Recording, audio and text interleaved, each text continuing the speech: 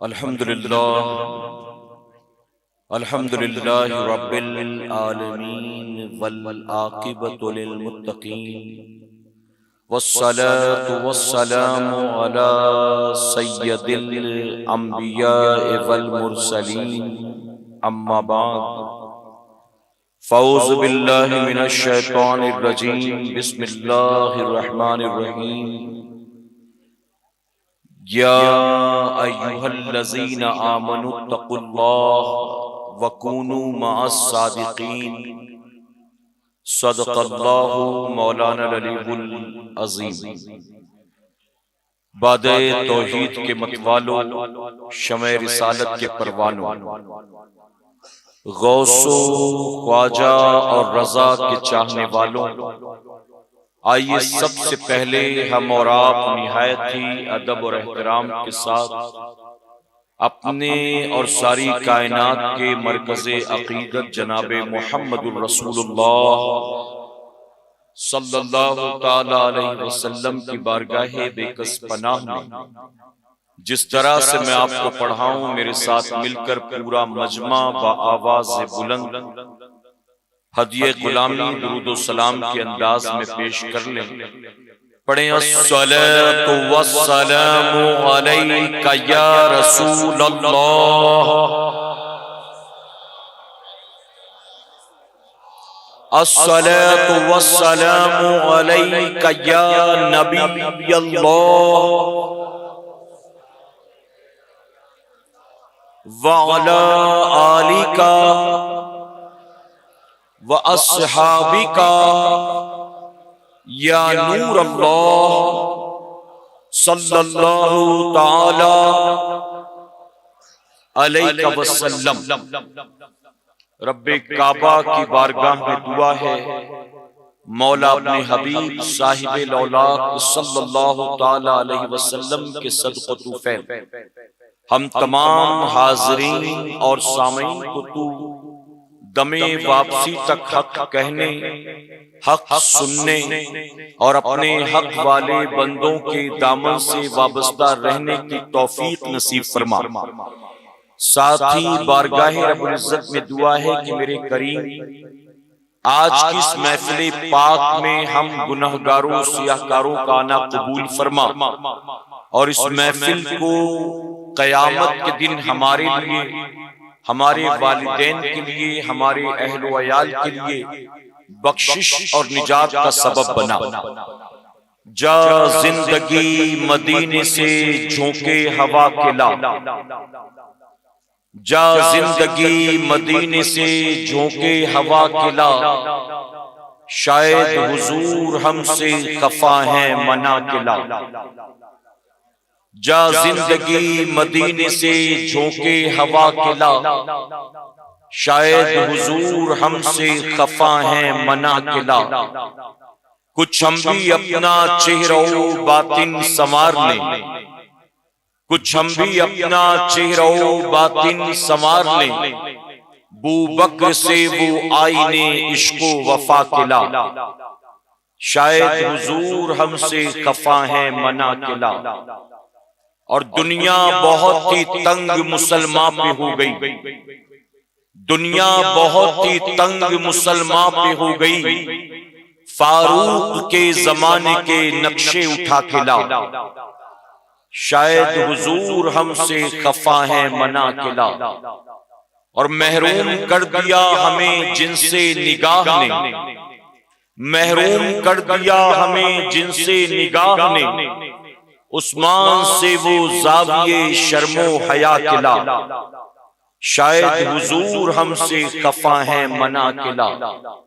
اور مغرب میں مارا مارا نہ پھر اے گدائے علم، مغرب میں مارا مارا نہ پھر اے گدائے علم، دروازے علی سے تو خیرات جا کے لا، دروازے علی سے تو خیرات جا کے لا، شاید حضور ہم سے خفا ہیں منا کے لا۔ اور باطل سے دب رہی ہے پھر امت رسول کی، باطل سے دب رہی ہے پھر امت رسول کی، باطل سے دب رہی ہے پھر امت رسول کی، منظر ذرا حسین سے کچھ کربلا کے لا، منظر ذرا حسین سے کچھ کربلا کے لا، شاید حضور ہم سے خفا ہیں منا کے لا، شاید حضور ہم سے خفا ہیں منا کے لا۔ اور چھوڑ کے آپ کا دامن رحمت آقا ہم سے بھول ہوئی، چھوڑ کے آپ کا دامن رحمت آقا ہم سے بھول ہوئی، کھو دی اپنی قدر و قیمت آقا ہم سے بھول ہوئی، دنیا کے ٹکرائے ہوئے ہیں آپ کے در پہ آئے ہوئے ہیں، دنیا کے ٹکرائے ہوئے ہیں آپ کے در پہ آئے ہوئے ہیں، کھول دیں اپنا دامن رحمت آقا ہم سے بھول ہوئی۔ میرے پیارے آقا علیہ الصلوۃ والتسلیم کے پیارے دیوانوں، اللہ رب العزت کا بے پناہ کرم اور احسان کہ اس نے ہمیں اور آج آپ کو آج کی شب اپنے ذکر پاک کی محفل میں شرکت کی توفیق عطا فرمائی۔ میرا کریم محفل سجانے والوں کا سجانا اور ہمارا اور آپ کا یہاں آنا قبول فرمائے۔ میرے پیارے آقا علیہ الصلوۃ والتسلیم کے پیارے دیوانوں، میں پہلے ہی آپ کو بتا دوں کہ یہ محفل، ان محفلوں کا اصل مقصد کیا ہے۔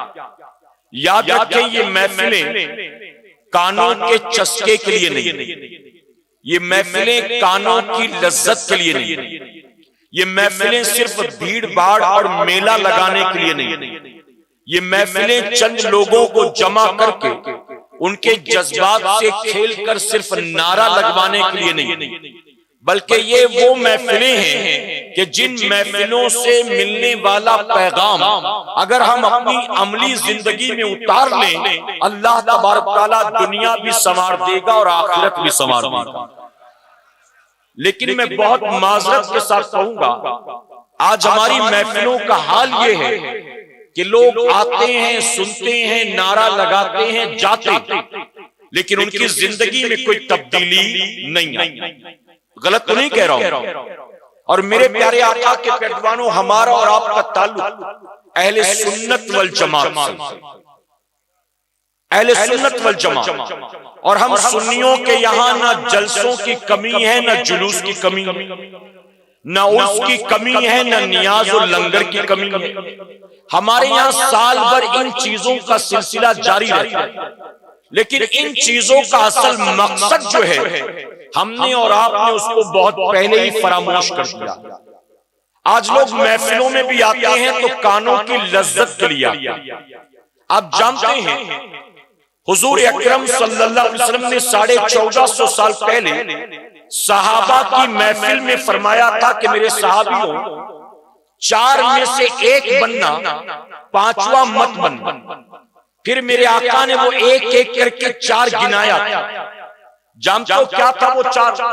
میرے آقا صلی اللہ علیہ وسلم نے صحابہ اکرام سے فرمایا کہ عالم بنو یا پھر طالب علم بنو۔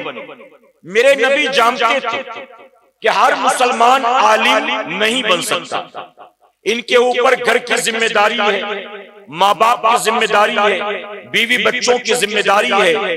ہر مسلمان اپنا کام دھندا چھوڑ کر، نوکری فیکٹری کارخانہ چھوڑ کر 10 سال 12 سال مدرسے میں جا کر عالم نہیں بن سکتا ہے۔ تو میرے آقا نے ہم گناہگاروں پر کرم فرمایا، آسان کر دیا۔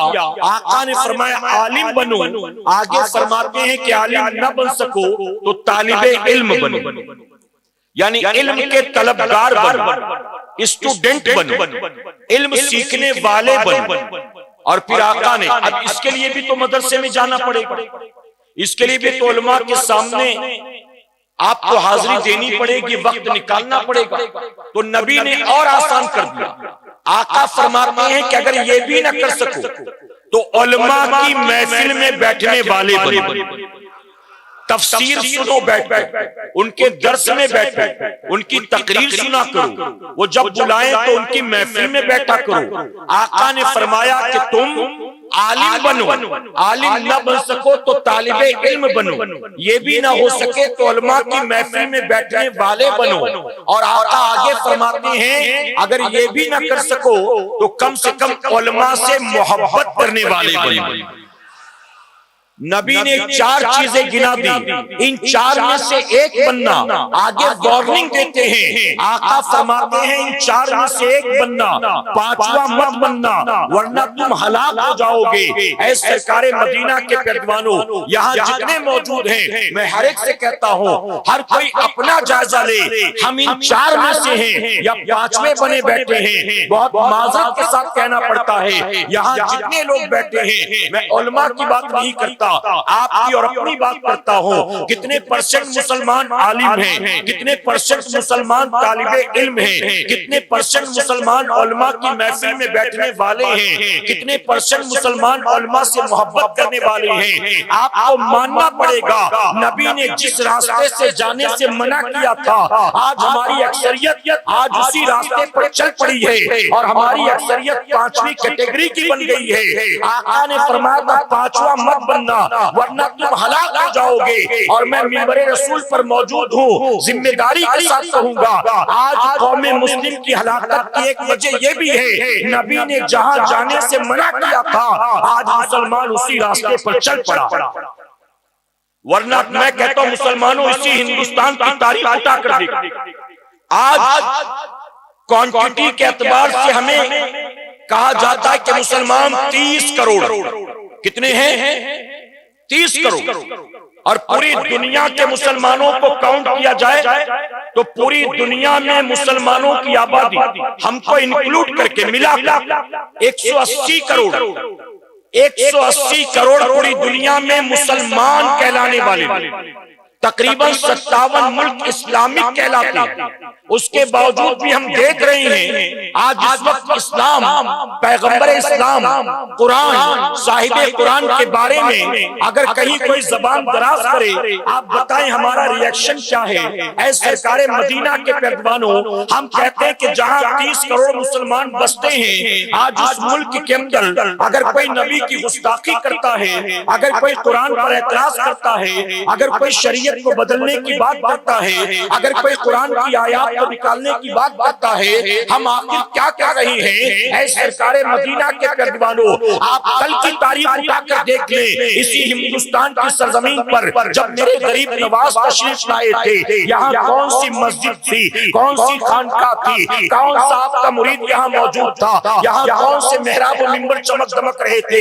ارے غریب نواز آئے تھے، پرتھوی راج چوہان کی حکومت تھی۔ اے سرکار مدینہ کے پیروانوں، میں یہاں تک کہتا ہوں آج ہمارا مقابلہ جن کے ساتھ ہے، ارے غریب نواز کا مقابلہ آج کے دور کے دشمن سے زیادہ بڑے دشمن کے ساتھ تھا۔ آج تو کوئی منتری ہے، کوئی نیتا ہے، کوئی لیڈر ہے، آج کوئی ایکٹیوسٹ ہے، آج کوئی سوشل جو ہے ورکر ہے، آج کوئی کہیں کا کسی سنگٹھن اور کسی اور سے تعلق رکھنے والا ہے، لیکن کل جس کا مقابلہ غریب نواز سے تھا وہ کون تھا؟ وہ گلی کوچے کا چربیا نیتا نہیں تھا، بلکہ وہ تو وقت کا بادشاہ تھا، ہندوستان کا راجہ تھا۔ لیکن سرکار مدینہ کے پیروانوں ہم دیکھیں تو پتہ چلے گا غریب نواز کے مقابلے میں وقت کا بادشاہ آیا تھا۔ نتیجہ آنکھوں کے سامنے ہے، جو تخت و تاج پر تھا ایک درویش کے مقابلے میں آیا ہے، اللہ نے تخت و تاج والے کو ہمیشہ کے لیے مٹا دیا ہے اور اس تخت پر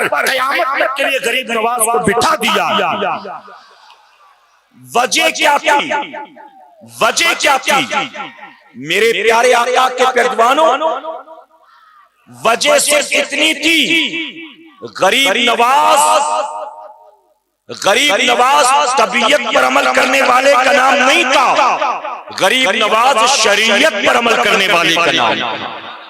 ارے غریب نواز پیڑ کے نیچے آ کر بیٹھے اٹھا دیا گیا، پانی لینے گئے انا ساگر پر پہرا لگا دیا گیا۔ آپ بتائیے کیا اتنا ظلم آج ہے، اتنی سختیاں آج ہیں؟ آج کا دشمن کیا اتنا بڑا دشمن ہے؟ میرے پیارے آقا کے پہلوانوں، ہم کہتے ہیں کہ غریب نواز کا مقابلہ کس سے تھا، اس کے باوجود بھی اللہ نے غریب نواز کو عزت عطا کیا۔ آج ہم اور آپ کوانٹٹی کے اعتبار سے 30 کروڑ ہیں، اس کے باوجود یہ حالات ہیں، تو آپ کو ماننا پڑے گا ہماری اور آپ کی تباہی بربادی، ہماری اور آپ کی ہلاکت کی وجہ یہی ہے۔ نبی نے جہاں جانے سے منع کیا تھا، ہماری اکثریت اسی 5ویں کیٹیگری کی بن چکی۔ جمعہ کی 2 رکعت پڑھنے مسجد میں جاتے ہیں، اس کے علاوہ ہفتے بھر کتنے ہیں جو مسجد کا رخ کرتے ہیں بتاؤ؟ جمعہ کی 2 رکعت پڑھنے مسجد میں جاتے ہیں، اور کمال یہ کہ جس امام کے پیچھے 2 رکعت نماز جمعہ کی پڑھتے ہیں، پورے ہفتے اسی امام کی غیبت و چغلی بھی کرتے رہتے، پورے ہفتے اسی امام کی قبر کھودنے میں لگے رہتے ہیں۔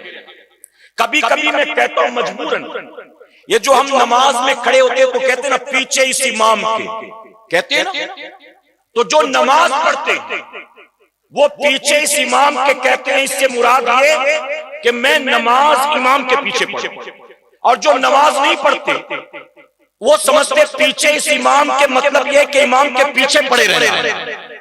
یہ کھاتا کیا ہے، ملتا کس سے ہے، اس کی دوستی آج کل کس کے ساتھ ہے، روزانہ گوشت تو نہیں کھاتا، یہ کپڑے کہاں سلواتا، یہ فلاں کے ساتھ کیوں اٹھتا بیٹھتا، تو وہ سمجھتے پیچھے اس امام سے مراد یہ کہ امام کے پیچھے پڑے رہنا۔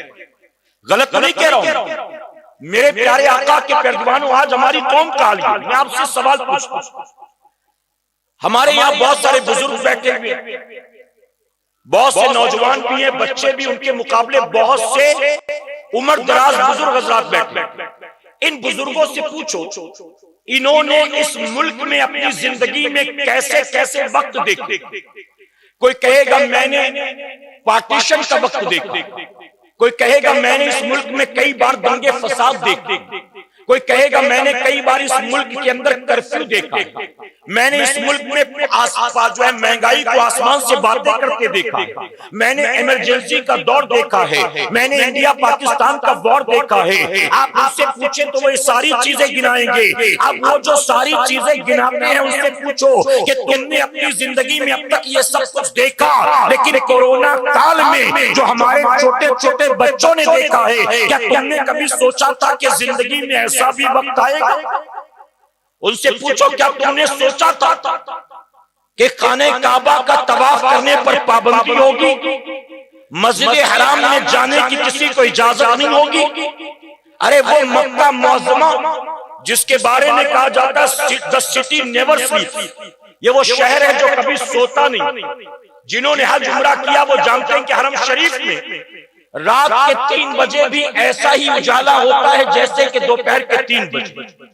اگر سوئی گر جائے تو بآسانی آپ تلاش کر سکتے ہیں، ایسی روشنی۔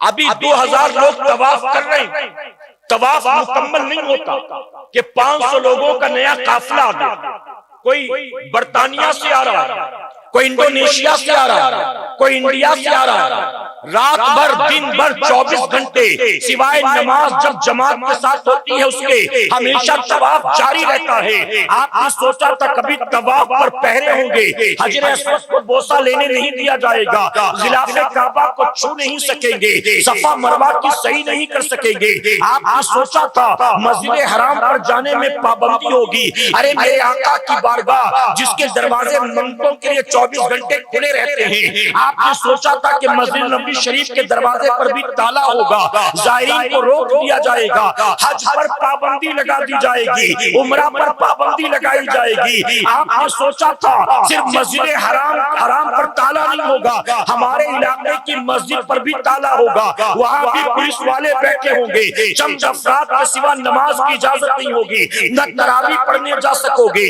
نہ عید کی نماز پڑھنے جا سکو گے، نہ جمعہ کی نماز پڑھنے کے لیے جا سکو گے، نہ مسجد میں شب قدر منا سکو گے۔ کیا کبھی آپ نے سوچا تھا؟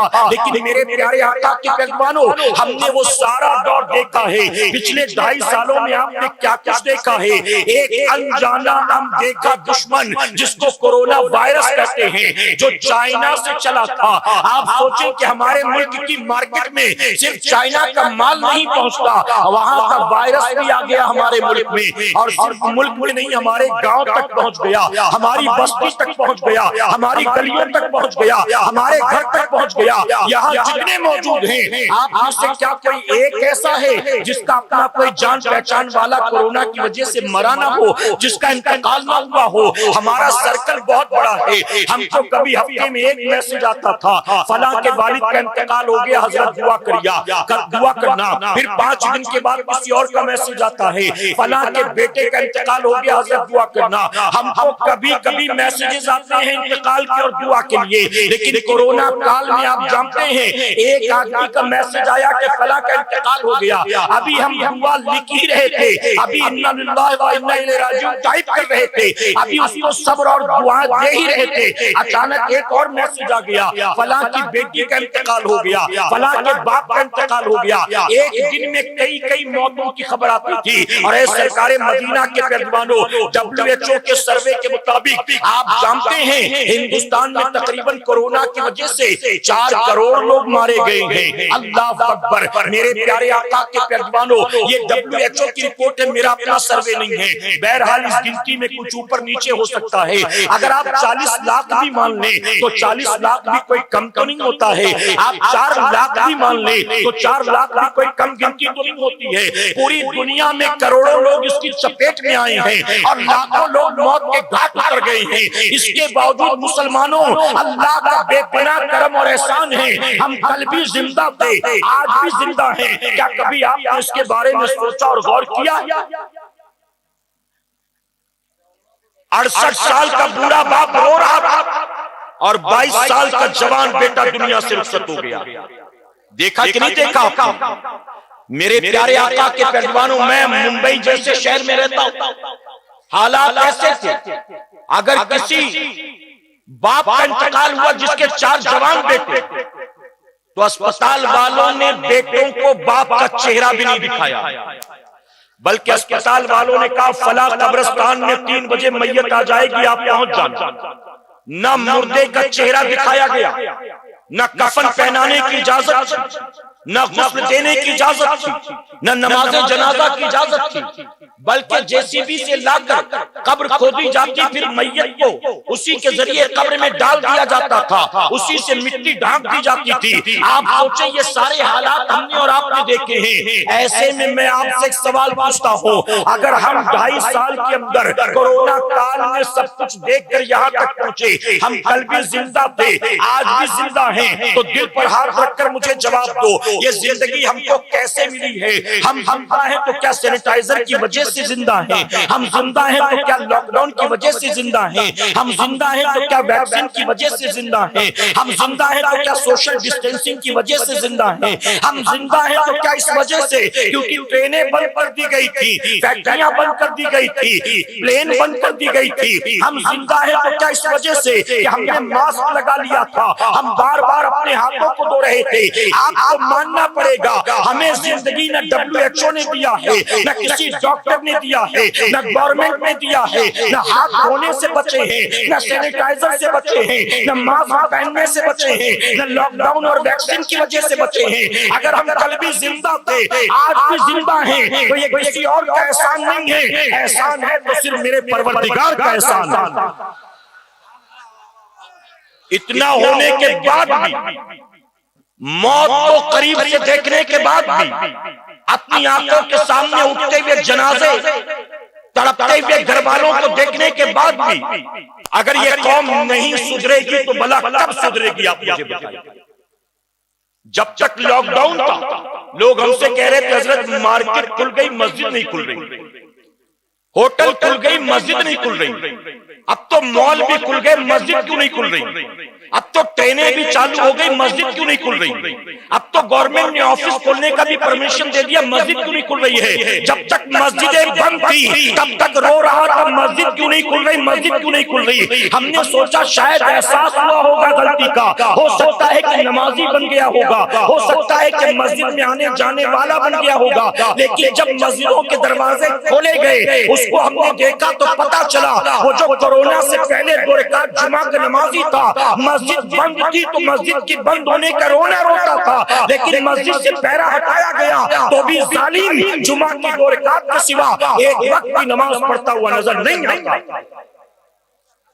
کورونا کال میں بھی آئی پی ایل دیکھ رہے ہو، کورونا کال میں بھی پب جی کھیل رہے ہو، کورونا کال میں بھی رات رات بھر بیٹھ کر موبائل پر یوٹیوب پر گندی گندی فلمیں کھیل تماشے دیکھ رہے ہو۔ اگر کورونا کال میں بھی بیٹھ کر ٹک ٹاک دیکھ رہے ہو تو بتاؤ سدھرو گے تو کب سدھرو گے؟ کیا جب موت کا فرشتہ سرہانے آ کر کھڑا ہوگا تو کہو گے رک جا داڑھی رکھ لوں، رک جا کرتا پیجامہ پہن لوں، رک جا ذرا اچھے سے وضو کر لوں، رک جا ذرا 2-4 رکعت نماز پڑھ لوں؟ میں آپ سے پوچھتا ہوں جب موت کا فرشتہ سرہانے آ کر کھڑا ہوگا، ارے جس فرشتے نے نمرود کو مہلت نہیں دی، فرعون کو مہلت نہیں دی، شداد کو مہلت نہیں دی، قارون کو مہلت نہیں دی، اے سرکار مدینہ کے پیروانوں یہ تو بدبخت اللہ رسول کے دشمن تھے، ان کو مہلت نہیں ملی جو وقت کے خدا بنے بیٹھے تھے اپنی مرضی سے۔ وہ لوگ جو نیک ہیں، فرما بردار ہیں، پرہیزگار ہیں، ان کی تاریخ اٹھا کر دیکھ لو، کیا موت کا فرشتہ آتا ہے ان نیکوں سے اجازت لے کر روح قبض کرتا ہے، ان کو اجازت ان سے پرمیشن لے کر ان کی روح کو قبض کرتا ہے؟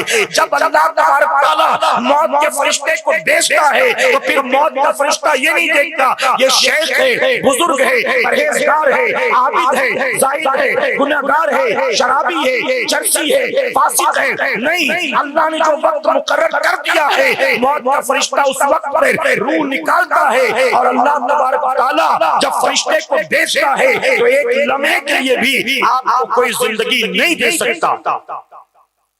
آپ جانتے ہیں اللہ رب العزت نے اپنے نبی یوشع علیہ السلام پر وحی نازل کیا، یوشع ان قریب میں تیری امت پر اپنا عذاب نازل کروں گا، اے یوشع ان قریب میں تیری امت پر اپنا عذاب نازل کروں گا۔ یوشع علیہ السلام نے کہا اللہ میری امت میں 60,000 تیرے اور میرے باغی ہیں اور 40,000 تیرے بھی فرما بردار میرے بھی فرما بردار، تیرا عذاب ان 60,000 گناہگاروں پر آئے گا نا؟ توجہ ہے آپ کی؟ اے اللہ تیرا عذاب ان 60,000 گناہگاروں پر آئے گا نا؟ اللہ نے فرمایا نہیں یوشع، میرا عذاب تیری پوری قوم پر آئے گا، تیری پوری امت پر آئے گا۔ اللہ کے نبی حیران کانپ گئے، عرض کرتے مولا 60,000 گناہگار یہ حقدار ہے تیرے عذاب سے، لیکن وہ 40,000 تو نیک ہیں، فرما بردار ہیں، میری ہر بات مانتے، اے اللہ ان پر عذاب کیوں آئے گا؟ تو جانتے ہو رب نے کیا فرمایا؟ اللہ نے فرمایا یوشع یقیناً 60,000 نافرمان وہ حقدار ہیں جہنم کی آگ کے عذاب کے، لیکن وہ 40,000 جو نیک ہیں عذاب تو ان پر بھی آئے گا اور ان کو عذاب سے کوئی نہیں بچا سکتا۔ عرض کرتے مولا ان کا قصور کیا؟ رب فرماتا ہے وہ 60,000 جن کے گناہوں سے میں بیزار ہوں، یہ 40,000 خود تو نیکیاں کرتے ہیں لیکن ان 60,000 کے گناہوں سے ان سے بیزاری کا اظہار نہیں کرتے، بلکہ وہ خود نیکیاں کرتے ہیں اپنی جنت کے لیے، اور ان کے ساتھ کھاتے پیتے بھی ہیں، ان سے دوستی بھی کرتے ہیں، ان سے مسکرا کر ملتے بھی ہیں، ان کی دعوتیں بھی کرتے ہیں۔ تو یوشع جن سے میں بیزار ہوں یہ 40,000 ان سے بیزاری کا اظہار نہیں کرتے، اس لیے جب ان پر عذاب آئے گا تو ان 40,000 کو بھی کوئی بچا نہیں سکتا۔ سنا ہوگا نا آپ نے گیہوں کے ساتھ گھن بھی پستا ہے، سنا ہے کہ نہیں سنا ہے؟ میرے پیارے آقا علیہ الصلوۃ والتسلیم کے پیروانوں، انسانی تاریخ میں ایک بادشاہ گزرا جس کا نام ہلاکو تھا۔ ہلاکو خان اسلام اور مسلمانوں کا بہت بڑا دشمن۔ ہلاکو خان نے ایک رات خواب دیکھا، کیا خواب تھا اس کا؟ اس نے دیکھا کہ میں مسلمانوں کے کٹے ہوئے سروں کا مینار بنا کر اس کے اوپر بیٹھ کر مسلمان کی کھوپڑی میں شراب پی رہا ہوں۔ کتنا بڑا دشمن کے خواب میں بھی مسلمانوں کے قتل کے منصوبے کرتا۔ صبح جب آنکھ کھلی تو جمع کیا اپنے محل میں سب کو، درباریوں کو، وزیروں کو، مشیروں کو، اور ان سے کہنے لگا خواب کی تعبیر بتانے والوں سے پوچھا میں نے رات ایسا ایسا خواب دیکھا، بتاؤ میرے خواب کی تعبیر کیا؟ تو ہلاکو خان کے وزیروں نے، مشیروں نے کہا بادشاہ سلامت، خواب کی تعبیر بعد میں پوچھیے گا، اگر آپ اجازت دیں تو ہم آپ کے خواب کو حقیقت میں تبدیل کر سکتے ہیں۔ اگر آپ کہیں تو اتنے سر کاٹ کے لائیں کہ آپ کا خواب پورا ہو جائے۔ ہلاکو خان نے کہا کہ یہ بہت اچھی بات، چلو ایک کام کرو، یہ کام پورا کرو، جاؤ مسلمانوں کے سر کاٹ کر لاؤ۔ اب ان لوگوں نے آپس میں مشورہ کیا کہ کس شہر پر حملہ کیا جائے کہ ایک ہی حملے میں اتنے سر مل جائے مسلمانوں کے، اس کا مینار تعمیر کر دیا جائے۔ آخر رائے مشورہ ہوا کہ بغداد پر حملہ کرو۔ بغداد مسلمانوں کی آبادی، مسلم پاکٹ ایریا۔ اب ہلاکو خان کی فوج روانہ ہوئی بغداد شریف کی طرف۔ بغداد میں ایک بزرگ رہتے تھے احمد جام رحمت اللہ علیہ۔ جب بغداد والوں کو پتا چلا کہ ہلاکو خان کی فوج آ رہی ہے قتل کرنے کا منصوبہ، تو وہ سارے بھاگتے بھاگتے آئے اللہ کے ولی کی بارگاہ اور آ کر عرض کرتے ہیں بابا ہم کو بچا لیجیے، ہمیں یہ پتا چلا ہے کہ ہلاکو خان کی فوج آ رہی، قتل کے منصوبے، آپ ہمیں بچا لیجیے۔ احمد جام رحمت اللہ علیہ فرماتے ہیں کہ ٹھیک، میں تمہارے حق میں اللہ کی بارگاہ میں دعا کروں، لیکن وعدہ کروں اگر اللہ نے تمہیں زندگی دی بچ گئے تو توبہ کرو، نمازی بن جاؤ گے، گناہوں سے بچو گے، ماں باپ کی نافرمانی نہیں کرو گے، ناچ گانے سے پرہیز کرو گے، اللہ رسول کی بغاوت سے توبہ کرو گے۔ جان پر بنی تھی کیا کرتے؟ سب نے ایک زبان ہو کر کہا بس ہمیں بچا لیجیے، ہم وعدہ کرتے ہیں اگر جان بچ گئی پھر کبھی گناہ کے راستے پر نہیں جائیں گے، ایک وقت کی نماز کبھی جان بوجھ کر قضا نہیں کریں گے، یہودیوں عیسائیوں کا طریقہ چھوڑ دیں گے، ان کی طرح شادی بیاہ نہیں کریں گے، ان کی طرح کپڑے نہیں پہنیں گے، ان کی طرح فیشنیبل نہیں بنیں گے، بس بچا لیجئے، اگر زندگی بچ گئی تو ہم نیک بن جائیں گے۔ اللہ کے ولی نے کہا ٹھیک ہے جاؤ، میں اللہ کی بارگاہ میں دعا کروں گا۔ تاریخ میں آتا ہے اللہ کے ولی احمد جام رحمت اللہ علیہ اللہ کی بارگاہ میں اٹھا کر دعا کرتے ہیں، روتے ہیں، گر گراتے ہیں۔ اس کے بعد ان کے پاس ایک پیالہ تھا، جس پیالے سے پانی پیتے تھے، جس پیالے سے وضو کرتے تھے، اللہ کا نام لے کر آپ نے وہ پیالہ زمین پر الٹا کر دیا، زمین پر پلٹ کر رکھ دیا۔ تاریخ میں آتا ہے کہ ہلاکو خان کی فوج آتی ہے، عراق کے ہر گلی کوچے میں بھٹکتی ہے، چپے چپے کو چھان مارتی ہے، ارے پورا ملک تو ملتا ہے لیکن بغداد شہر کہیں نظر نہیں آتا ہے۔ آخر بغداد ملے تو ظالموں کو کیسے ملے؟ اللہ کے ولی نے اپنے پیالے میں اسے چھپا رکھا تھا، ان کی آنکھوں پر پردے پڑ گئے، ان کو بغداد کہیں نظر نہیں آیا۔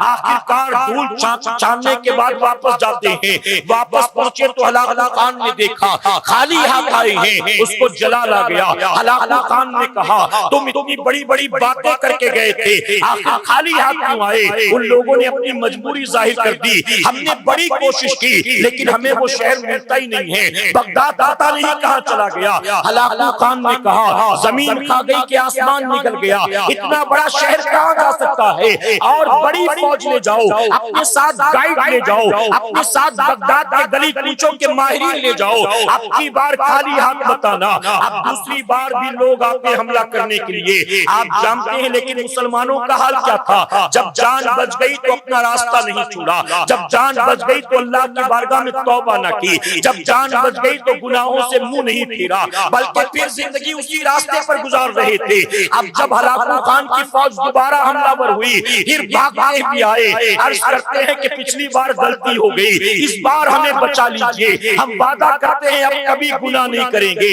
اب کبھی نافرمانی نہیں کریں گے، اب کبھی نمازیں نہیں چھوڑیں گے۔ اللہ کے ولی نے سمجھایا بجھایا، اس کے بعد کہا ٹھیک ہے جاؤ، میں اللہ کی بارگاہ میں دعا کروں گا۔ وہ دوسری مرتبہ بھی چلے گئے، اللہ کے ولی نے گر گرا کر دعا کی، اس کے بعد پیالے کو پلٹ دیا، فرمایا گیا دوسری بار بھی فوج آتی ہے لیکن بغداد شہر کا کوئی اتا پتہ نہ چل سکا۔ ایک ہفتے بھٹکنے کے بعد واپس جاتے ہیں، ہلاکو خان کو غصہ آ گیا، اس نے 20,000 کی فوج روانہ کی، اپنے بڑے بڑے سپہ سالار اور فوجی روانہ کیے، اور آتے آتے اس نے یہ کہا اب یا تو مسلمانوں کے کٹے ہوئے سر لے کر آؤ گے یا تو تم سب کے سروں کو کاٹوں گا۔ اللہ اکبر، اس نے دھمکی دی اب یہ 20,000 کی فوج آتی ہے، مسلمانوں کو پتا چلا، پھر بھاگتے بھی آتے ہیں، اللہ کے ولی کی بارگاہ میں عرض کرتے بچا لیجئے، ہم سے غلطی ہو گئی بچا لیجئے، ہم توبہ کرتے ہیں بچا لیجئے۔ اللہ کے ولی نے کہا اللہ نے 2 مرتبہ تمہاری جان بچائی ہے، لیکن تم ہو کہ باز نہیں آتے ہو، وعدہ کر کے وعدہ توڑ دیتے ہو، تم مجھ سے جھوٹ بولتے ہو، میں تمہارے لیے دعا کروں گا لیکن وعدہ کرو کہ اب سدھر جاؤ گے، اب نیک بن جاؤ گے۔ جان پر بنی تھی کیا کرتے، ایک زبان ہو کر کہا اس بار بچا لیں، اب وعدے کو پورا کریں گے، اب چاہے جو بھی ہو نماز نہیں چھوڑیں گے۔ اللہ کے ولی نے کہا ٹھیک ہے جاؤ، میں تمہارے حق میں دعا کروں گا۔ آپ نے اللہ کی بارگاہ میں ہاتھ اٹھا کر دعا کرنی شروع کی، آپ نے دعا کرنے کے بعد جب پیالے کو پلٹنا چاہا، آواز آتی ہے اے احمد جان ٹھہر جا، اے اللہ کے ولی رک جا۔ اب اللہ تبارک و تعالیٰ کہ ان لوگوں کی جان بچانے والا نہیں ہے، آواز آتی ہے احمد جان سن، ہلاکو خان صرف وقت کا بادشاہ نہیں ہے، اللہ کا عذاب ہے جسے اللہ نے بغداد کے مسلمانوں پر مسلط کر دیا ہے۔ ہلاکو خان عذاب بن کر آیا ہے، یہ تو تیری دعا کی برکت سے اللہ نے 2 بار ان کی جان بچا لی، لیکن احمد جان سن لے، اگر تو 100 بار دعا کرے اور 100 بار اللہ ان کو زندگی دے، لیکن تو بھی یہ قوم سدھرنے والی نہیں ہے، تب بھی یہ باز آنے والی نہیں ہے۔ اس لیے اب احمد جان تو دعا نہ کر، بلکہ اب تو ان کو کوئی بچا نہیں سکتا ہلاکو خان سے۔ اور احمد جان تو بھی سن لے، اب ان کے ساتھ تجھے بھی جام شہادت نوش کرنا پڑے گا، ان کے ساتھ تجھے بھی اپنی جان دینی پڑے گی۔ اللہ کے ولی روتے رہے، گڑ گڑاتے رہے، یہاں تک کہ ہلاکو خان کی فوج آتی ہے، بغداد پر حملہ ور ہوتی ہے، اور فرمایا کہ مسلمانوں کے سروں کو ان کے جسموں سے کاٹا گیا ہے، اور نتیجہ یہ تھا، تاریخ میں آتا ہے کہ بغداد کی گلیوں میں ہر طرف مسلمانوں کے خون بہ رہے تھے، وہ وقت آیا تھا۔ اللہ کے ولی روتے گڑ گڑاتے رہے اپنے حجرے میں، لیکن انہیں بھی دشمنوں نے شہید کر دیا، ان کے سر کو بھی جسم سے جدا کر دیا گیا۔ اے سرکار مدینہ کے پیروانوں، اللہ تبارک تعالیٰ ہمیں بھی بار بار مہلت دیتا ہے، بار بار مہلت دیتا ہے، لیکن ہم ہیں کہ سدھرنے کا نام نہیں لیتے۔ نہ ہم سے کورونا دیکھنے کے بعد، موتیں دیکھنے کے بعد، حالات دیکھنے کے بعد یوٹیوب چھوٹتا ہے، نہ سیریل چھوٹتا ہے، نہ کرکٹ کا میچ چھوٹتا ہے، نہ پب جی چھوٹتا ہے، نہ ٹک ٹاک چھوٹتا ہے۔ میرے پیارے آقا کے پیروانوں، آپ جانتے ہو عبداللہ ابن مبارک ایک کڑیل جوان ایک عورت پر عاشق ہو گئے، اور وہ بھی کسی کے گھر میں نوکرانی۔ فرمایا گیا کہ عبداللہ ابن مبارک اس شخص کے گھر کے چکر لگاتے بس اس نیت سے کہ ایک بار اپنی محبوبہ کے چہرے کو دیکھ۔ فرمایا گیا سردیوں کی رات، ایسی سردی کے خون جم جائے رگوں میں، عبداللہ ابن مبارک اس عورت کے گھر کے باہر گلی میں اس کی کھڑکی کی طرف ٹکٹکی باندھے رات بھر کھڑے رہے، بس اس نیت سے کبھی تو ہوا چلے گی، کبھی تو پردہ اڑے گا، کبھی تو میرا محبوب کھڑکی پر آئے گا، کبھی تو ایک جھلک دیکھوں گا۔ فرمایا کہ پوری رات اسی انتظار میں کھڑے رہے، دیدار نہیں ہوا، حتیٰ کہ کان میں نماز فجر کی اذان سنائی دی، الصلاۃ خیر من النوم، اللہ اکبر، حی علی الصلاۃ۔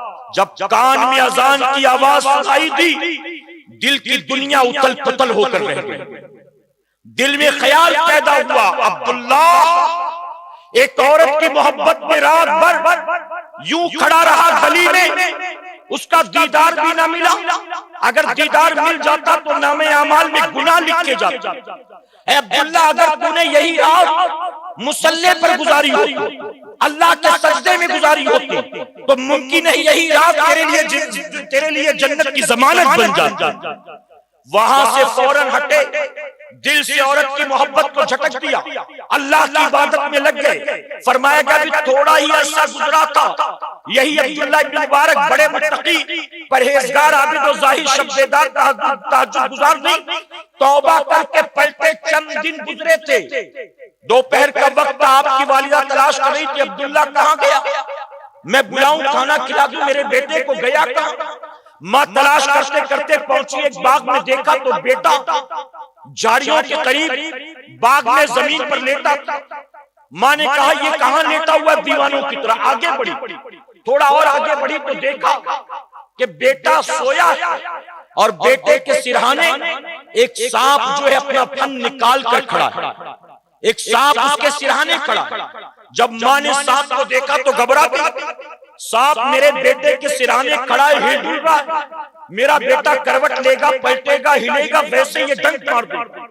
ماں گھبرائی، تیزی سے آگے بڑھی، جب ماں قریب گئی تو دیکھ کر حیران رہ گئی، سرہانے جو سانپ اپنا منہ کھول کر کھڑا تھا وہ عبداللہ ابن مبارک کو کاٹنے کے لیے نہیں کھڑا تھا، بلکہ ماں خود بیان کرتی ہے کہ اس کے منہ میں نرگس کی پتیاں تھیں اور وہ اپنی ان پتیوں سے جو مکھیاں میرے بیٹے کے چہرے کے قریب آ رہی تھی ان مکھیوں کو بھگا رہا تھا۔ اللہ اکبر۔ ماں کہتی میں نے دیکھا وہ ایک سانپ میرا بیٹا سو رہا ہے اور پہرا دے رہا ہے، میں کہتا ہوں ابھی بندہ جوانی میں توبہ کر کے پلٹا ہے، اللہ نے سرہانے سانپ کھڑا کر دیا اور وہ سانپ اسے مکھیوں سے بچاتا ہے۔ میں کہتا ہوں مسلمانوں تم بھی توبہ کر لو، تم بھی اللہ کی بارگاہ میں سر جھکا لو، تم بھی نبی کی سنت کے عامل بن جاؤ، ارے تم بھی اللہ رسول کی اطاعت و فرمانبرداری شروع کر دو۔ جو رب سانپ کو بھیج کر مکھیوں سے اپنے ولی کی حفاظت کرتا ہے وہی رب یقیناً آسمان سے فرشتوں کو بھیج کر محبوب کی امت کی بھی حفاظت کروانے والا۔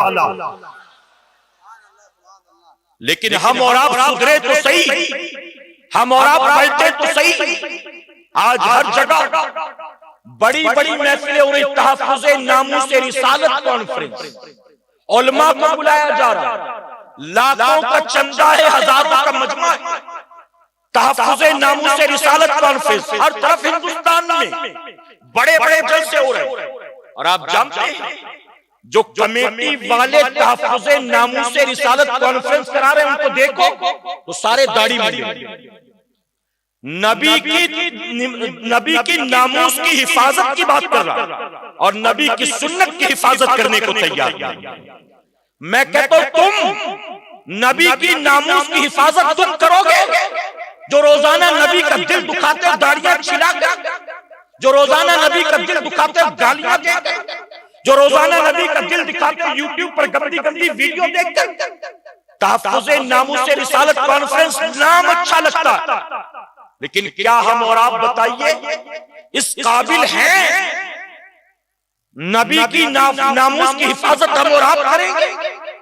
جو قوم نبی کی سنتوں کی حفاظت نہ کر سکے، جو قوم نبی کی لائی شریعت پر عمل نہ کر سکے، وہ چلی ہے نبی کی ناموس کی حفاظت کا دعویٰ کرنے۔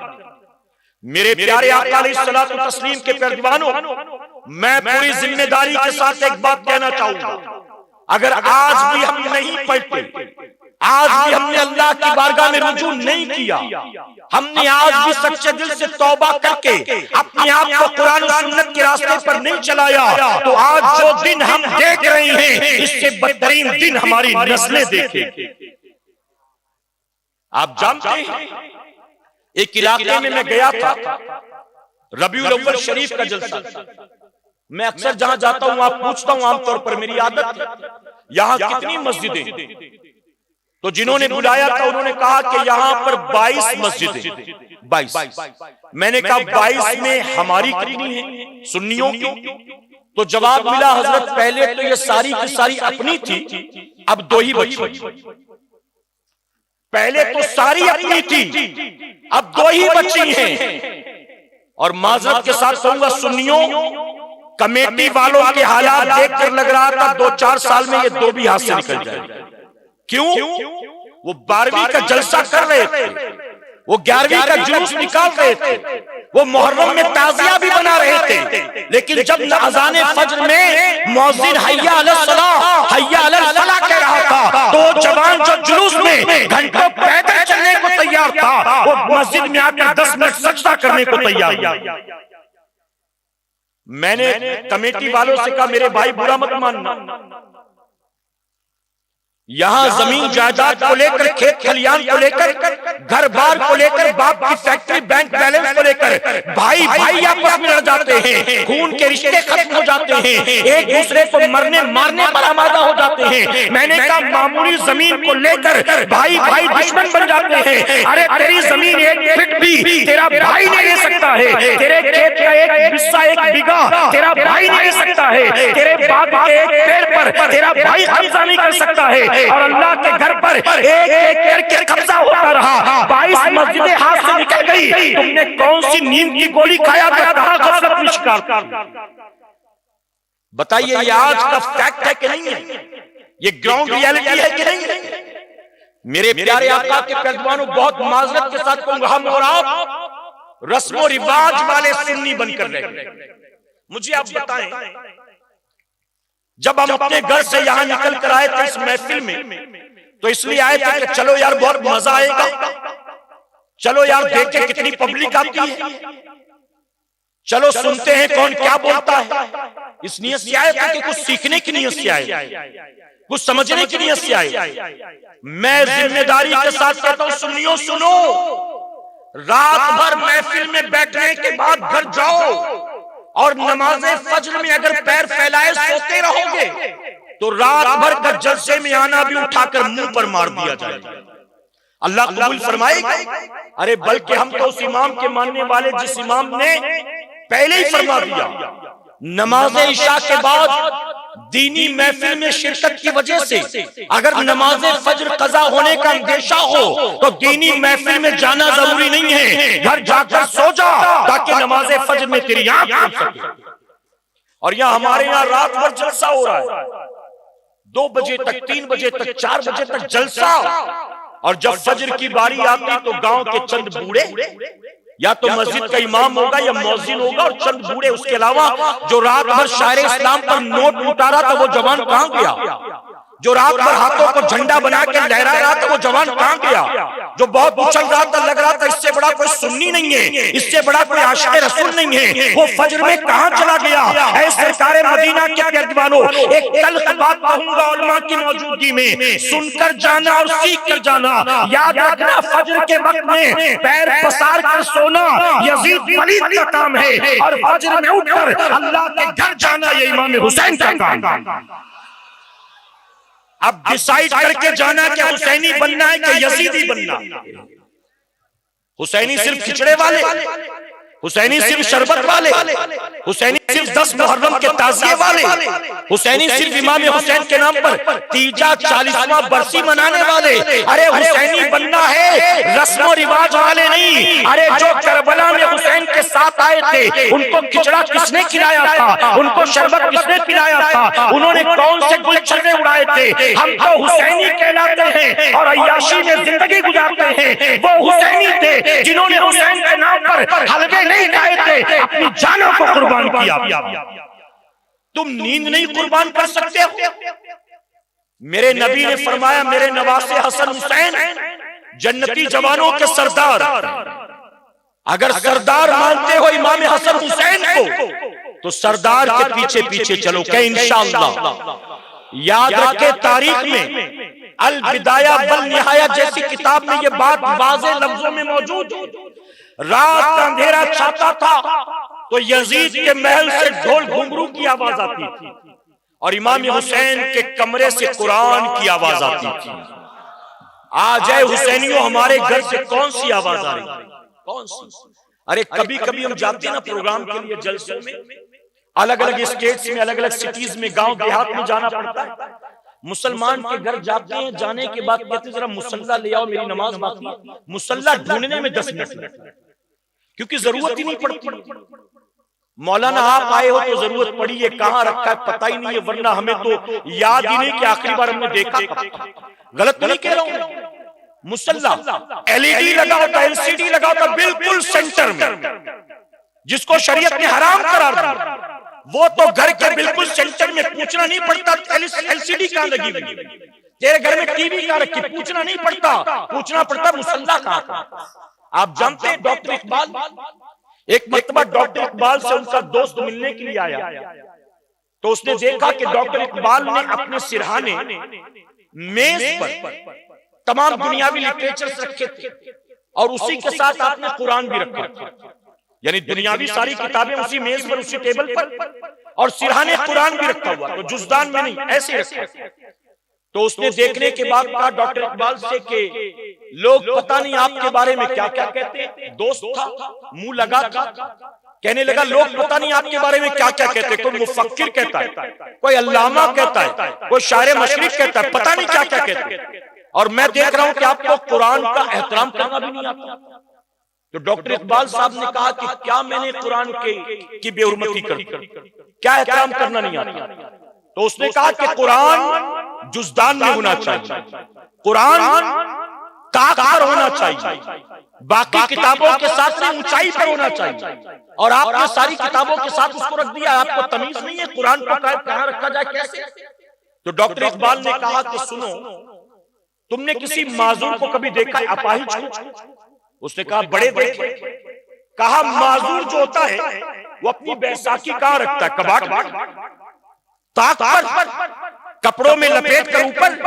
کہا نہیں، وہ تو معذور ہے، وہ ڈیپینڈ ہے اس بیساکھی پر، وہ تو اسے ہمیشہ اپنے پاس رکھتا ہے، ہینڈی رکھتا ہے۔ آپ فرماتے ہیں جیسے ایک معذور بنا بیساکھی کے چل نہیں سکتا ہے، ہمیشہ اپنے پاس رکھتا ہے، ایسے اقبال بھی بنا قرآن کے جی نہیں سکتا ہے، اس لیے جزدان میں نہیں بلکہ سرحانے رکھتا ہے۔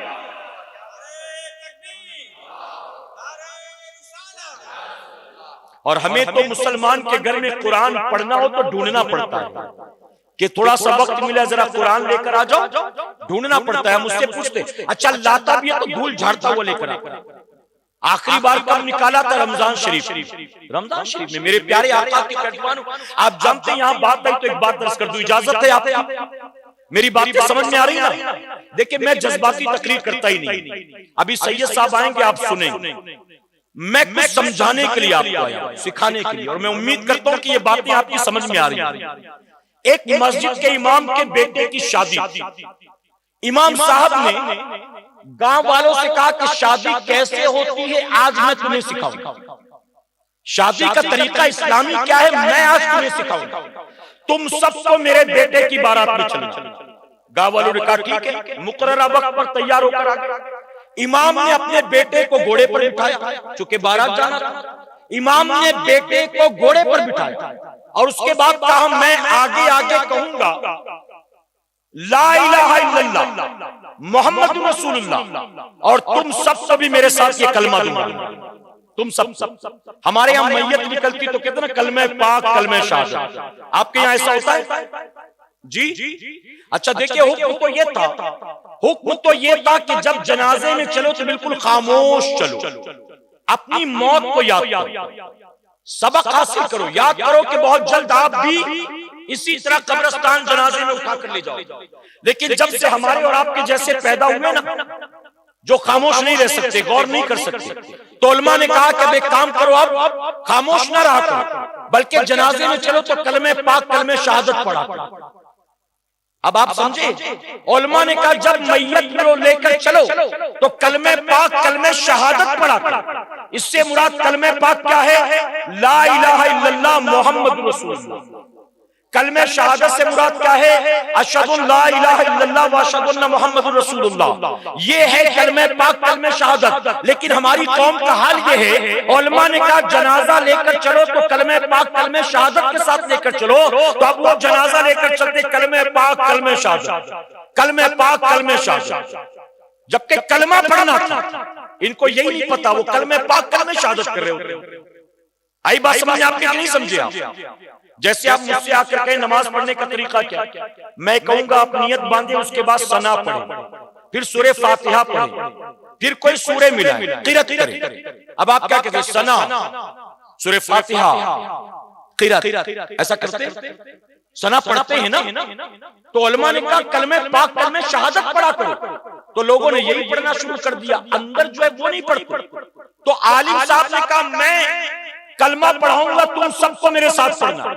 اب وہ دولہا گھوڑی پر سیرا بندہ ہوا اور پورا گاؤں چلا امام کے پیچھے پیچھے کلمہ پاک کلمہ شہادت پڑھتا ہوا، اشہد ان لا الہ الا اللہ واشہد ان محمد عبدہ ورسولہ، لا الہ الا اللہ محمد رسول اللہ۔ جب پورا گاؤں چل پڑا ایک ساتھ میں، تو عورتیں جو گھروں میں موجود تھی ان کو لگا کہ شاید کسی کا انتقال ہو گیا، شاید جنازہ جا رہا، کوئی کھڑکی میں، کوئی گھر کی چھت پر، کوئی دروازے پر، کوئی گیلری میں جب نکلی دیکھنے کے لیے تو جنازہ نظر نہیں آیا بلکہ بارات نظر آیا۔ حیران لوگوں سے پوچھا کہ یہ بارات کس کی؟ عجیب بارات، ہم نے آج سے پہلے تو ایسی بارات کبھی دیکھی نہیں۔ کہا مسجد کے امام صاحب کے بیٹے کی بارات جاتی ہے۔ عورتوں نے کہا امام صاحب سے مسئلہ تو ذرا سمجھ لیں۔ امام صاحب نے پوچھا کیا مسئلہ بتاؤ؟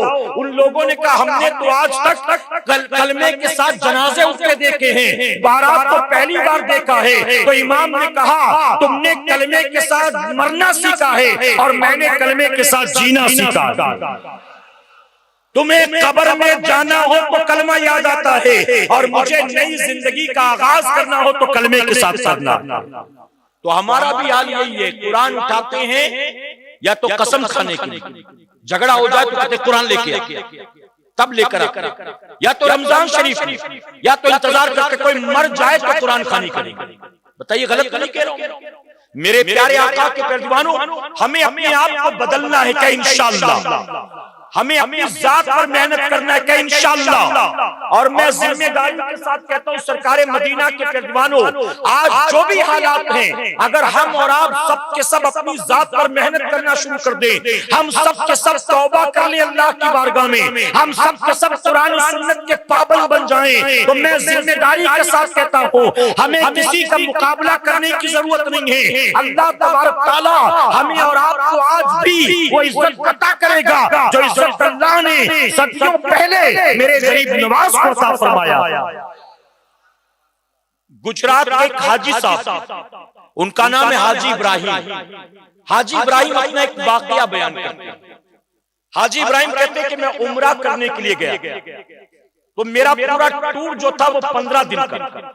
حاجی ابراہیم کہتے ہیں کہ سب سے پہلے ہم مکہ شریف گئے، 7 دن ہم مکے میں تھے، ہم نے عمرہ ادا کیا، اس کے بعد پھر ہم مدینہ شریف پہنچے۔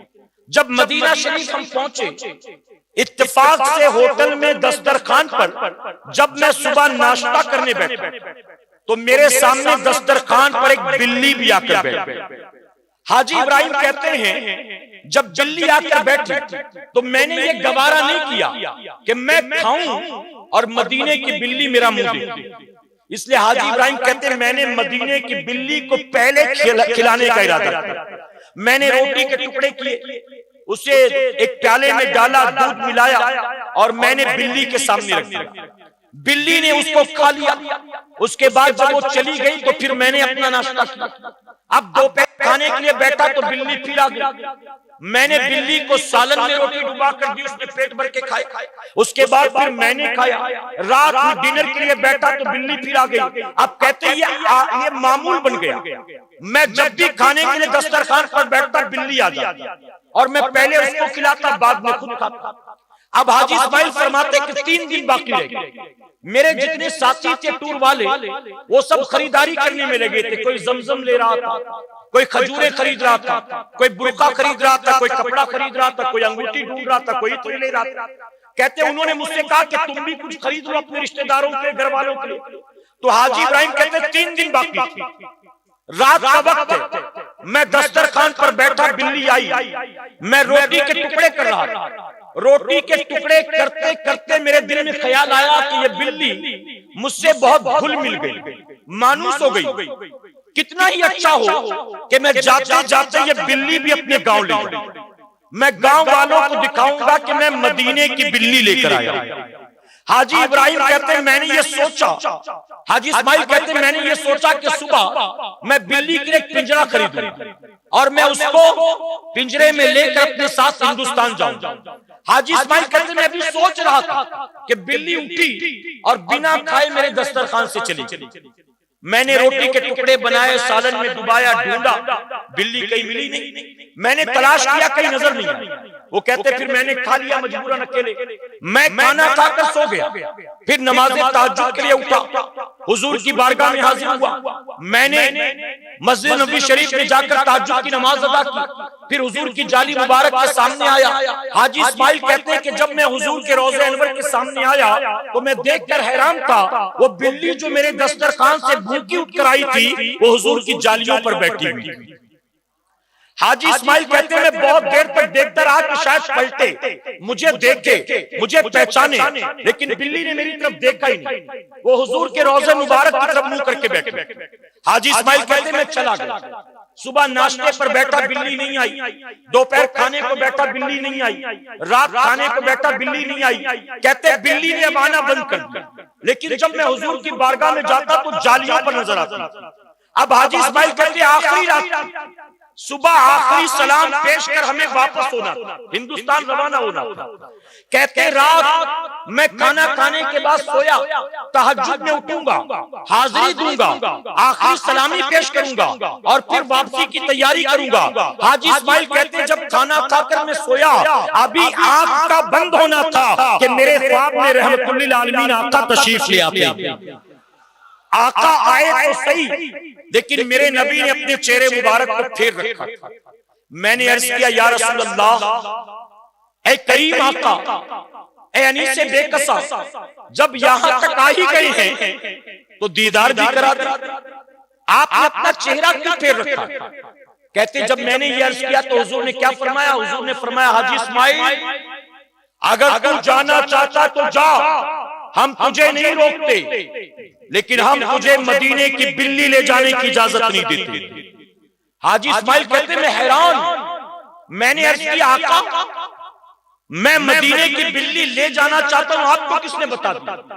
میں نے اس کو پکڑا نہیں، میں نے اس کو باندھا نہیں، میں نے اس کو قید کیا نہیں، میں نے ٹور والے سے بات کی نہیں، کوئی انتظام نہیں۔ آقا میں نے دل میں سوچا تھا کہ کاش اتنا اچھا ہو کہ میں اس کو اپنے ساتھ لے جاؤں، آخر آپ کو کس نے بتا دیا کہ میں اسے لے جانے کا ارادہ رکھتا ہوں؟ آقا فرماتے تم مجھ سے پوچھتا ہے کہ مجھے کس نے بتا دیا؟ ارے وہ رات ہے اور آج کی رات ہے، وہ بلی تیرے دسترخوان سے اٹھ کر گئی تھی، میری جالیوں پر آ کر بیٹھی، اب وہاں بیٹھی ہے، نہ کہیں جاتی ہے، نہ کچھ کھاتی ہے، بلکہ رو رو کر صرف ایک ہی بات عرض کر رہی ہے آقا مجھے بچا لیجئے، آقا مجھے بچا لیجئے، آقا مجھے بچا لیجئے، میں آپ کے مدینے میں بھوکی پیاسی مرنا تو گوارا کر سکتی ہوں، آپ کا مدینہ چھوڑ کر جانا گوارا نہیں کر سکتی ہوں، آقا مجھے بچا لیجئے۔ اللہ اکبر، اے سرکار مدینہ کے دیوانوں ذرا سوچو، وہ رحمت للعالمین آقا جو ایک بلی کو بچانے کے لیے آتے ہیں، آج امت کو بچانے کیوں نہیں آ رہے ہیں؟ آخر مسلمانوں پر ظلم و ستم ہوتا ہے، آخر نبی بچانے کیوں نہیں آ رہے ہیں؟ ہماری کوئی مدد کیوں نہیں کر رہا ہے؟ تو جانتے اس کی وجہ یہ ہے بلی کی مدد نبی نے اس لیے کیا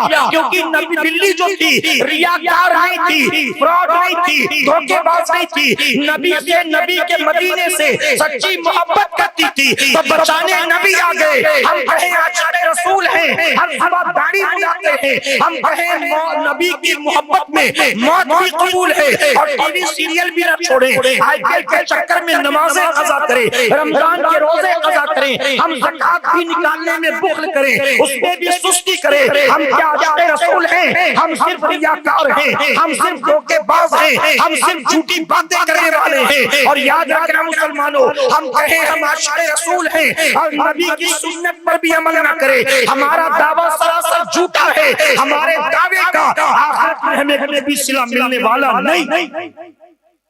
ارے نبی کی سنت جانتے ہو نبی کی سنت کسے کہتے ہیں؟ فرعون کے دربار میں ایک بہروپیہ جس کو ہم کہتے ہیں آج کے دور میں میمیکری آرٹسٹ، بہروپیہ کبھی موسیٰ علیہ السلام کی طرح کپڑے پہن کر آتا، دربار میں آتا تو لوگ دیکھ کر ہنستے تھے، کبھی موسیٰ علیہ السلام کی طرح آواز نکالتا، کبھی موسیٰ علیہ السلام کی طرح چل کر دکھاتا، یعنی مذاق اڑاتا تھا، ان کی نقل کر کے لوگوں کو ہنساتا تھا، مسکراتا تھا۔ جب موسیٰ علیہ السلام اپنی قوم کو لے کر اللہ کے حکم پر شہر سے نکلے، دریائے نیل میں اللہ نے راستہ پیدا کر دیا، موسیٰ علیہ السلام ساری امت کو لے کر دریائے نیل پار کر گئے۔ جب فرعون آیا تو سارے فرعونیوں کے ساتھ دریائے نیل میں غرق ہو گئے۔ موسیٰ علیہ السلام نے پلٹ کر دیکھا، سارے مارے گئے سوائے ایک، یہ ایک جو بچا تھا کون تھا جانتے ہیں؟ یہ وہی مسخرہ تھا، وہی میمیکری آرٹسٹ۔ موسیٰ علیہ السلام نے اللہ کی بارگاہ میں عرض کیا اللہ یہ تیرا بھی دشمن میرا بھی دشمن، سارے مارے گئے، یہ کیسے بچ گیا؟ اس پر تیرا عذاب کیوں نہیں؟ اب سنو سنیو غور سے، اللہ نے کیا فرمایا؟ اللہ فرماتا ہے یقیناً موسیٰ یہ عذاب کا حقدار ہے، یقیناً یہ تیرا بھی باغی میرا بھی باغی، لیکن یہ جو بچ گیا اس کی وجہ یہ ہے کہ جب یہ تیرے پیچھے آیا تھا اس کے جسم کے اوپر تیری سنت والا لباس موجود تھا۔ آپ سوچے دشمن دشمنی میں مذاق بنانے کے لیے نبی کی نقل کرے تو اللہ عذاب سے بچا لیتا، تم موسیٰ علیہ السلام کی نہیں ان کی سنت کو اپناؤ جن کے صدقے میں اللہ نے موسیٰ علیہ السلام کو نبوت کا تاج عطا فرمایا۔ ارے جن کے صدقے میں رب نے ساری کائنات کو پیدا کیا ہے، تمام نبیوں کو نبوت جن کے صدقے میں عطا کی گئی، اس امام الانبیاء کی سنت پر اگر تم عمل کرو گے، ایک فرعونی اگر بغض و عداوت میں دشمنی میں موسیٰ کی نقل کر لے اللہ اس کو عذاب سے بچا لیتا ہے۔ ہم اس کے حبیب کی سنت پر عمل کریں گے، یقیناً اللہ دنیا کے عذاب سے بچائے گا اور جہنم کی آگ سے بچائے گا۔ میرے پیارے آقا کے پیروانوں، اس لیے ہمیں اور آپ کو اپنے آپ کو بدلنا ہے کہ انشاءاللہ۔ ایک بزرگ نے بڑی پیاری بات کہی، فرماتے ہیں ایک ایسی آبادی، توجہ ہے نا آپ کی، ایک ایسی آبادی جس کے آس پاس 500 مسلمانوں کے گھروں اور نماز فجر میں 50 آدمی بھی اگر جمع نہ ہو تو اس آبادی کو تباہی بربادی سے کوئی بچا نہیں سکتا۔ آج بتائیے ایسا ہے کہ نہیں ہے؟ ہم جا کر دیکھتے مسلم پاکٹ ایریا، کسی گاؤں کا سالانہ جلسہ ہے تو ہزاروں کا مجمع، لیکن جب نماز فجر کی باری آتی تو جا کر دیکھو مسجد میں کتنے عاشق رسول، کتنے اللہ کے فرما بردار و اطاعت گزار کتنے ہیں، جا کر دیکھو۔ میرے پیارے آقا علیہ الصلوۃ والتسلیم کے پیروانوں، آج اس محفل پاک سے ہمیں توبہ کر کے اٹھنا ہے کہ انشاءاللہ اللہ کے ولی کے قدموں میں بیٹھے اللہ کا ذکر کر رہے ہیں۔ ہم صرف سننے کے لیے نہیں آئے ہیں، ہم سدھرنے کے لیے آئے ہیں۔ ہم صرف بھیڑ بھاڑ کرنے نہیں آئے، ہم بدلنے کے لیے آئے ہیں۔ ہم صرف کانوں کے چسکے کے لیے نہیں آئے، ہم جنت کی نعمتوں کے لیے آئے ہیں۔ تو ہمیں اپنے آپ کو یہاں سے بدل کر جانا ہے کہ انشاءاللہ۔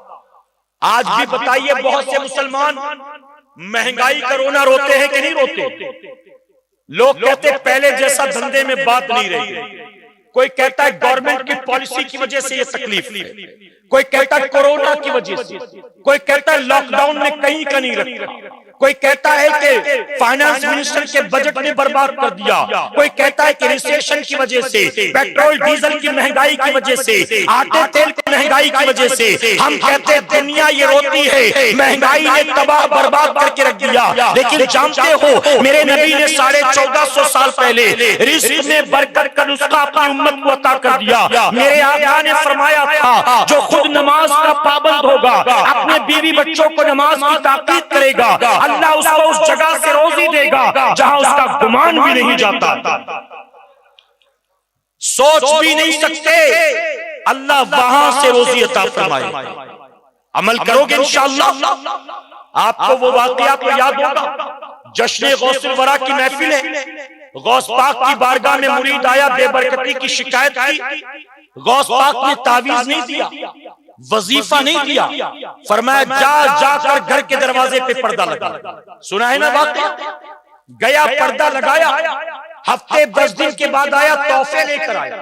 آپ نے فرمایا اب کیا حال ہے؟ اس نے کہا نوکری وہی ہے، دھندا وہی ہے، انکم وہی ہے، ٹائم ٹیبل بھی وہی ہے، پہلے بچتا نہیں تھا، اب اللہ نے بڑی برکت عطا فرمایا۔ آپ نے دعائیں دی، اللہ اور برکت دی، اللہ کسی کا محتاج نہ بنائے۔ مرید نے کہا حضور ایک بات سمجھ میں نہیں آئی، میری روزی کے برکت کا گھر کے پردے سے کیا تعلق؟ پردہ نہیں تھا تو بے برکتی، پردہ لگا دیا تو برکت، وجہ کیا؟ آپ فرماتے سن تو نمازی، تیرے بیوی بچے نمازی، اللہ تیرے گھر میں برکت نازل کرتا، لیکن راستے میں آتے جاتے بے نمازیوں کی نظر تیرے گھر کے اندر پڑتی تھی، ان کی وجہ سے برکت اٹھا لی جاتی تھی۔ اب تو نے پردہ لگا دیا، بے نمازیوں کی نگاہوں کی نحوست اب تیرے گھر کے اندر نہیں پڑتی، اس لیے برکت اٹھائی نہیں جاتی۔ آپ سوچے گھر کے اندر سارے افراد نمازی ہوں، لیکن آنے جانے والے بے نمازیوں کی نظر پڑے تو گھر کی برکت اٹھا لی جاتی ہے۔ جو پورا کا پورا گھر بے نمازیوں سے بھرا پڑا ہے، اس گھر میں برکت ہوگی بھلا بتاؤ؟ ایک 60 سال کا بوڑھا نمازی ہے، علاوہ کے 3 بیٹے بہویں بیٹیاں ساری بے نمازی ہیں۔ ارے بوڑھا بیچارہ کھینچ کھینچ کے برکت لاتا بھی ہے تو 8 آدمی بیٹھے نحوست کے لیے گھر میں۔ غلط تو نہیں کہہ؟ گھر کی بڑھیا نمازی ہے تو بیٹیاں بے نمازی ہیں، بیٹے بے نمازی ہیں۔ اب وہ 68 سال کی بوڑھی کھینچ کے برکت کتنی لائے گی؟ جوان بیٹھے ہیں بے برکت کے لیے، نحوست کے لیے۔ نبی نے فرمایا اللہ کی بارگاہ میں دعا کی، اللہ اس گھر کو ہرا بھرا رکھ، اس گھر کو ہرا بھرا رکھ، اس گھر کو ہرا بھرا رکھ، جس گھر میں رات کے اندھیرے میں اٹھ کر تیرا بندہ تیرا سجدہ کرتا اور اس کے بعد اپنی بیوی کو جگایا کرتا۔ بیوی نہیں ہوتی تو منہ پر پانی کے چھینٹے مار کے اسے جگاتا۔ آگے آقا فرماتے ہیں اللہ اس گھر کو ہرا بھرا رکھ، اس گھر کو ہرا بھرا رکھ، اس گھر کو ہرا بھرا رکھ، جس گھر میں رات کے اندھیرے میں اٹھ کر تیری بندی تیرا سجدہ کرتی اور اس کے بعد اپنے شوہر کو جگایا کرتی۔ شوہر نہیں اٹھتا تو منہ پر پانی کے چھینٹے مار کے اس کو جگاتی ہے۔ میں پوچھتا ہوں آپ کے پورے گاؤں میں ایک گھر بھی ایسا ہو تو بتا دو جہاں پانی کے چھینٹے مار کر کبھی شوہر بیوی کو جگاتا ہو، کبھی بیوی شوہر کو جگاتی ہو۔ ارے اے سرکار مدینہ کے قدوانوں، اگر چاہتے ہو اللہ روزی میں برکت عطا کرے، نبی نے خود آپ کے حق میں دعا کر دی ہے۔ اگر اس پر عمل کرنا شروع کر دو گے، کسی بابا سے دعا کرنے کی ضرورت نہیں ہے، اللہ خود رزق میں برکت دے گا۔ کیوں؟ اس کی وجہ کہ دنیا کے بابا کیا دعا کریں گے؟ نبیوں کا امام تمہارے لیے دعا کر کے گیا۔ عمل تو کرو، عمل تو۔ نمک کم ہو، مرچی زیادہ ہو تو شوہر کے تیور بدل جاتے، اور ہفتے ہفتے پورے مہینے ایک وقت کی نماز نہ پڑھے اف بھی نہیں کہتا۔ شادی بیاہ میں ننگے سر لپسٹک لگا کر میک اپ لگا کر جائے، شوہر کچھ نہیں کہتا، کوئی پرابلم نہیں۔ اللہ رسول نے جو کہا کرو وہ کرنا نہیں، اور جس سے کہا بچو آنکھ بند کر کے اس راستے پر چلے، اللہ برکت دے گا، اللہ عزت دے گا، اللہ کامیابی دے گا۔ یاد رکھو جو طبیعت کے مطابق جیتے ہیں وہ یہاں بھی رسوا ہوتے ہیں، وہاں بھی مارے جاتے ہیں، اور جو طبیعت کی فکر نہیں کرتے، نبی کی شریعت کی فکر کرتے ہیں، اللہ دنیا میں عزت دیتا ہے اور مرنے کے بعد جنت عطا فرماتا۔ یہاں جتنے بیٹھے، اب میں آخر میں 2 بات عرض کر کے اپنی گفتگو ختم کروں گا، اجازت ہے آپ کی؟ آخری 2 بات سنیں گے، تھکے تو نہیں آپ؟ ایک مرتبہ ذرا پورا مجمع سبحان اللہ کہہ دیں۔ میرے پیارے آقا علیہ الصلوۃ والتسلیم کے پیروانوں، یہاں جتنے مسلمان بیٹھے، چاہے نیچے چاہے اوپر، جو دور کھڑے ہیں، ہر کوئی جانتا ہے دن اور رات میں اللہ تبارک تعالیٰ نے ہم پر اور آپ پر کتنے وقت کی نماز فرض فرمایا ہے؟ 5۔ یہ صرف ہندوستان والوں کے لیے ہے، جاپان والے بہت بزی رہتے ہیں، ان کو 2 ہی پڑھنا ہے، امریکہ والے بہت ترقی کر گئے، ان کو 1 ہی پڑھنا ہے، ایسا ہے۔ اگر ایمان والے ہیں، عاقل بالغ ہیں تو 5 وقت کی نماز فرض ہے۔ میرے نبی نے فرمایا 1450 سال پہلے، اور یاد رکھیں صوفیہ فرماتے اللہ نے قرآن مقدس میں 700 مقامات پر نماز کا حکم عطا فرمایا۔ کتنے مقامات پر؟ 700۔ بیوی ایک بار کوئی بات نہ مانے، 2 بار نہ مانے تو تیسری بار شوہر کہتا ہے اب زبان سے نہیں ہاتھ سے سمجھاؤں، کیونکہ زبان کی بولی اب تجھے سمجھ میں نہیں آ رہی۔ غلط تو نہیں کہہ رہا؟ ارے چھوٹا بچہ بھی غلطی کر دے تو ماں باپ کے ہاتھ اٹھ جاتے ہیں۔ ہم جیسا کوئی کہہ دے کیوں مار رہے ہو، ابھی تو چھوٹا بچہ، کہتے ہیں اس کو ایک بات 10 بار سمجھا چکا، اس کو سمجھ میں نہیں آ رہی۔ ایک بات 2-3 بار بولو نہ سمجھے، 10 بار بولو نہ مانے، تیور بدل جاتے ہیں، بی پی ہائی ہو جاتا ہے۔ اللہ کسی بات کا 700 بار حکم دے، قرآن میں اللہ نے تقریباً 700 مقامات پر نماز کا حکم دیا، پھر بھی نہیں مانتے ہو۔ اس زمین پر ہم سے بڑا بھی کوئی نافرمان ہوگا؟ پیر صاحب کہتے ہیں بیٹا مجھے یہ والی مٹھائی پسند ہے، تو زندگی بھر پیر جب ملے گا وہی مٹھائی کھلاتے ہو کہ نہیں کھلاتے ہو؟ پیر صاحب کہتے ہیں بیٹا مجھے یہ سینچوری میل کا کپڑا اچھا لگتا ہے، اروند میل کا اچھا لگتا ہے، مجھے یہ والا اچھا لگتا ہے، وہ والا۔ خوشی کا خیال رکھتے ہو کہ نہیں اپنے پیر؟ پیر کہتے ہیں کہ بیٹا فلاں سے کیوں ملتا جلتا ہے، اس کے ساتھ اتنا بیٹھنا نہیں آج کے بعد، اس امام کے پیچھے نماز مت پڑھنا۔ پیر کہتے ہیں اس مسجد کے امام کے پیچھے نماز مت پڑھنا۔ ارے مرید پیر کی اطاعت میں امام کے پیچھے جو خوش عقیدہ صحیح السنی عقیدہ امام ہو اس کے پیچھے نماز پڑھنا چھوڑ دیتے ہیں۔ اپنا پیر اگر چند باتیں کہہ دے تو اس کو گانٹھ باندھتے ہو، زندگی پر عمل کرتے ہو۔ اللہ تمہیں 700 بار کسی بات کا حکم دے، تم نہ مانو، تم سے بڑا کوئی نافرمان ہوگا بتاؤ کائنات میں؟ اتنی نافرمانی کے بعد بھی وہ کھلاتا ہے کہ نہیں کھلاتا؟ وہ پلاتا ہے کہ نہیں پلاتا؟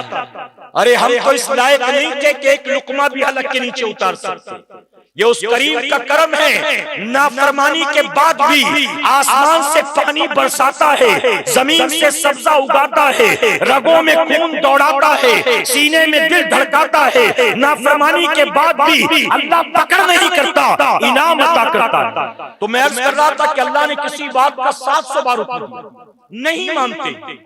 کیا ہمیں روزی ملنی چاہیے؟ کیا ہمیں زندگی ملنی چاہیے؟ ارے نافرمانی اگر سیٹ نوکر سے کہہ دے روزانہ دیر سے آتا ہے، کل صبح 9 بجے نہیں آیا تو حساب کتاب کر لے، کہیں اور دیکھ لینا۔ اگر 2-4 دن لیٹ ہو جائے وارننگ دینے پر باز نہ آئے، نوکری سے نکال دیا جاتا ہے۔ اللہ 700 بار کسی بات کا حکم دے، نہ مانو، پھر بھی اللہ کھلاتا بھی ہے، پلاتا بھی ہے، رات سونے کے بعد صبح اٹھاتا بھی ہے، رگوں میں خون دوڑاتا بھی ہے، بن موٹر انجن کے دل دھڑکاتا بھی ہے، ارے بیماری کے بعد شفا بھی دیتا ہے، رزق میں برکت بھی دیتا ہے۔ جب نافرمانی پر یہ کرم نوازیاں ہیں، اگر فرما برداری کرو گے اللہ تمہیں وقت کی حکومت عطا فرمائے۔